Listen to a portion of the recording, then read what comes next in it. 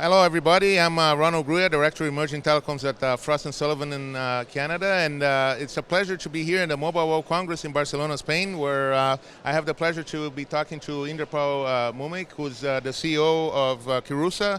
Hi, Inderpal. How are you? Hello, Naran. Excellent. Yeah, it's a great show so far. Huh? I've been seeing a lot of action on, messaging. I guess a lot of carriers are rethinking their strategy, right? They're worried about the over-the-tops and declining revenues, and they want to innovate. So, what are some of the trends you see in the value-added services industry? It's been a very busy show. I think probably everybody has walked more than 5 miles every day. I've had a chance to meet with many operators here, see many companies. I think over the last few years, there has been a revolution in messaging with over-the-top successes like WhatsApp, and now with chatbots coming in, all of the operators are looking at chatbots very carefully.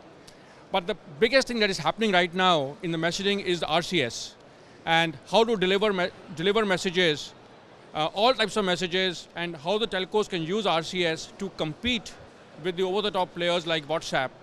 And that's going to be, there's been an announcement here, and there will continue to be many announcements in this area soon. Right. So specific with regards to that, that's true. They are worried about the over-the-top and the RCS, and I wondered now the whole RCS front seems to have gained some new momentum, right, with Google's acquisition of Jive Mobile. Yes, absolutely. I was just met with the GSMA head of technology, and they've been working with Jive even before the acquisition. But the whole initiative of RCS has been moved up a notch after Jive's acquisition by Google, because now there's a player with 80% of the handsets in the market that can support RCS in the native client as well.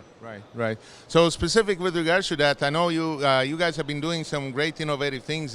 One of the great innovations that I liked, the voicemail withdraw feature, right? I kept thinking to that scene of that movie with Robert De Niro, right? Yes, the intern, you leave a message, and how many times did this happen to me? It's a major customer pain point. You worry, you say, oh boy, I left a voicemail and I hung up, and I gotta delete it before the other person retrieves it, right? Yeah.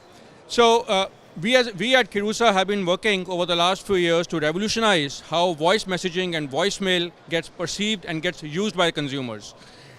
Voicemail and voice messaging has not seen the type of innovation that has happened for text, picture, and video messages, because it's been kind of stayed within a telco silo.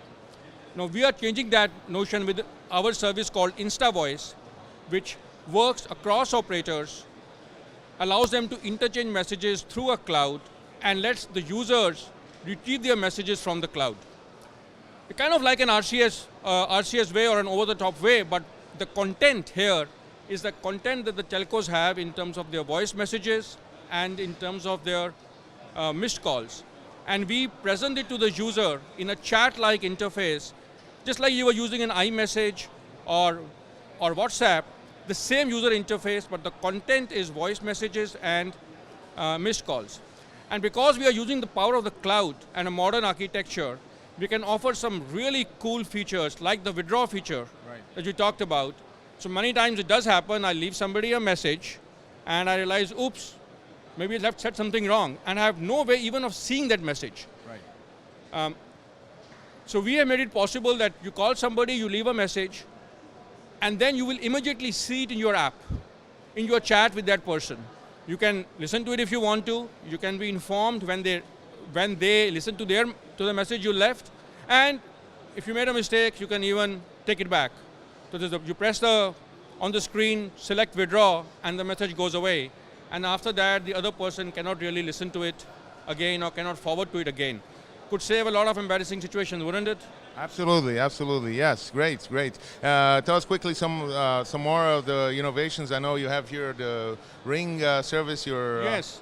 So we have we work a lot in emerging markets, especially markets like Africa, India, LATAM, and one of the pain points there is these are prepaid markets, and when somebody runs out of money and they try to make a call, the call just gets blocked by the operator, and there is no way for such a person to communicate.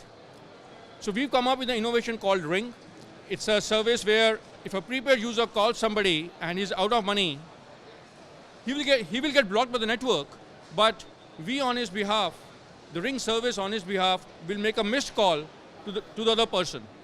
So other person's phone rings, he thinks he's getting a call, and then if he wants, he can make a call back to the person.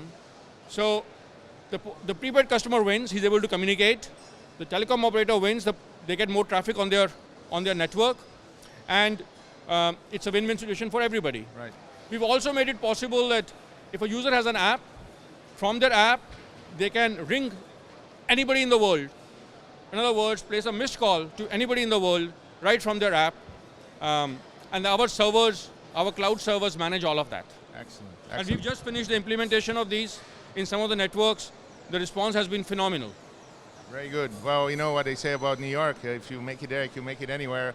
I know in some of these markets, as you mentioned, a lot of competition, low ARPU, a lot of prepaid users. So if you can make in Africa, I guess you can make it anywhere, right? We certainly hope so. We are kind of expanding from there into other markets as well. Okay, excellent. LATAM O2. I'm from LATAM, so I know a thing or two about it. Anyway, it was a pleasure talking to you. Wonderful. Thank you so much. Thank you, Ron.